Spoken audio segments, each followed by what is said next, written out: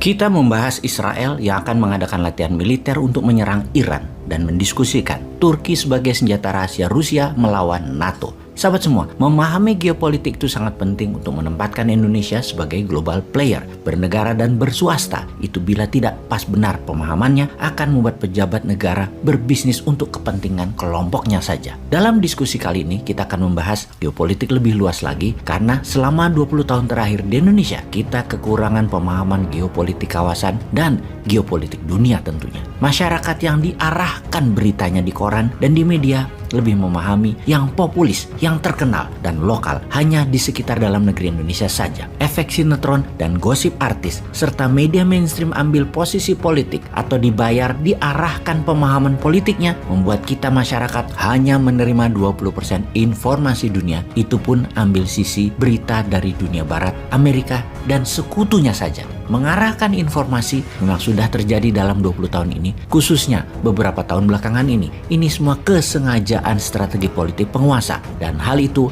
wajar. Misalnya, kita masuk sebentar ke dalam negeri. Tentang 2 tahun lagi kekuasaan akan pindah tangan. Maka pejabat saat ini, penguasa saat ini sudah mulai mengarahkan dukungannya ke Ganjar dan Erik sebagai pasangan 1 dan 2 di tahun 2024. Secara populis, Pak Ganjar cukup mumpuni. Secara finance, Erik cukup mumpuni. Dan hal ini penting untuk mengawal kesuksesan politik 8 tahun menjabat selama ini. Sekali lagi, hal ini baik dan wajar. Secara partai, Partai Merah gerah walaupun mendukung ucapan ojo ke susu atau jangan buru-buru memberi dukungan. Namun dalam hati Partai Merah, jagoan gue Mbak Puan kok nggak didukung? Pastinya dalam hati Partai Merah ngerendeng, ngomel. Jadi walaupun Partai Merah mendukung secara kata-kata itu yesterday, kalau future ke depan Partai Merah dalam hatinya sudah punya jagoan, Mbak Puan. Kegiatan pejabat bersafari politik mendukung Ganjar Erik kemarin membuat ketidaknyamanan panjang ke depannya di Partai Merah. Di sisi merah ada juga sekarang yang akhirnya realistis, mending pasang Anies Puan daripada Prabowo Puan. Nah loh,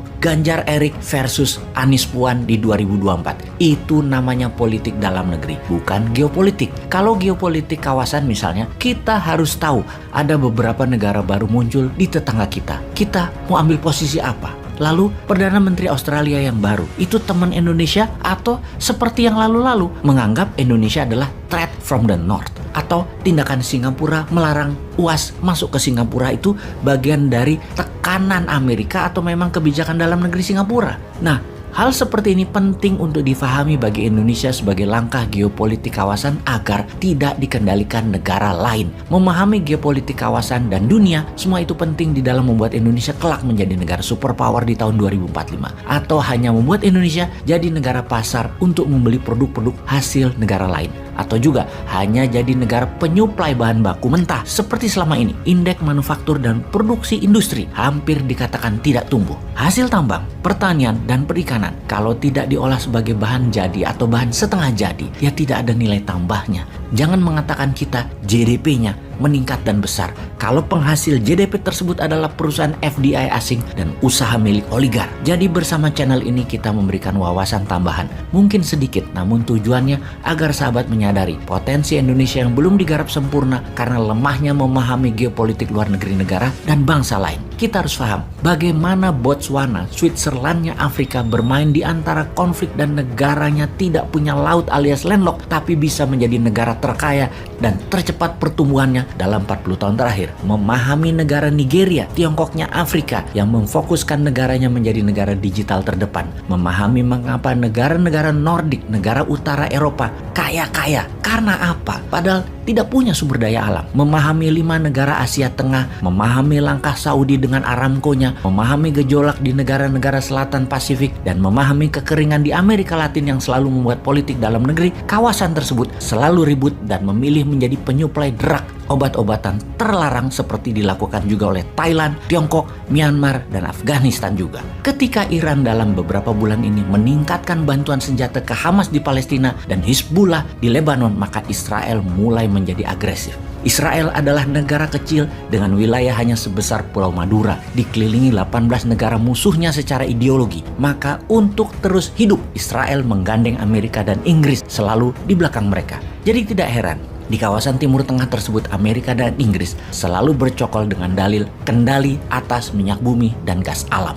Memang secara dagang Amerika lah yang mengontrol 70% minyak bumi di dunia ini. Saudi, Irak, Kuwait, Qatar, Emirat misalnya adalah negara penghasil, namun menjualnya urusan Amerika, mendistribusikannya urusan Amerika, kapal tankernya urusan Amerika, tangki-tangkinya urusan Amerika, teknologinya urusan Amerika. Di luar Amerika, saat ini mungkin hanya Rusia yang memahami minyak dan gas secara teknologi dan secara distribusi. Rusia ada di Iran, Rusia ada di Turki, Rusia ada di Tiongkok, Rusia ada di negara Asia Timur seperti di Uzbekistan, Kyrgyzstan, Azerbaijan, dan lain sebagainya untuk minyak dan gas bumi sebagai perusahaan teknologi dan mitra usaha. Kembali ke Israel, negara kecil yang dikelilingi musuh tersebut, kalau ditanya siapa Israel enemy number one, maka pasti jawabannya adalah Iran. Secara teritori, Iran-Israel tidak ada perselisihan teritori, tidak ada perselisihan wilayah karena tidak menempel negaranya.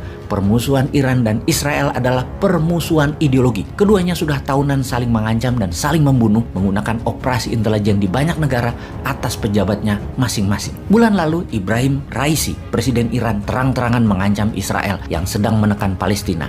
Dan apa reaksi Israel kali ini? Israel mengadakan latihan perang-perangan di gurun dan menyatakan dengan jelas latihan perang ini untuk menyerang Iran. Codename operasi Israel kali ini disebut Chariot of Fire, di mana latihan perang ini mirip dengan drill atau tindakan militer Rusia sebelum masuk Ukraina, terbesar dalam sejarah Israel karena seluruh tentaranya dan pasukan cadangan wajib militer warganya ikut simulasi perang kali ini. Apa sesungguhnya tujuan Israel?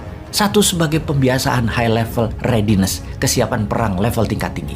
Dua, meningkatkan kapasitas tentara Israel. Dan ketiga, menyiapkan tentara Israel dan warganya untuk multi-front war dan perang jangka panjang jika semua ini terjadi. Israel mengatakan persiapan ini penting dan wajib dilakukan karena ancaman Iran makin meningkat karena memang Iran berencana menyerang Israel di masa Ibrahim Raisi ini serius digarap. Di mana jelas Raisi mengatakan Iran siap menyerang Israel kapan saja Iran mau lakukan.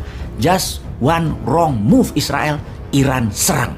Sementara di Yerusalem, sejak 2 bulan ini tegang. Suasana perang warga di bawah ancaman laras senjata Israel.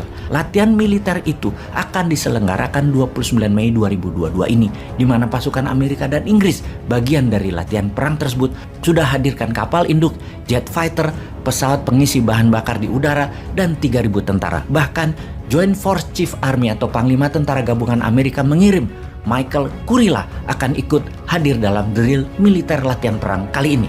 Sahabat, pesan apa yang kalian terima dengan informasi kali ini? Lalu Indonesia harus bagaimana?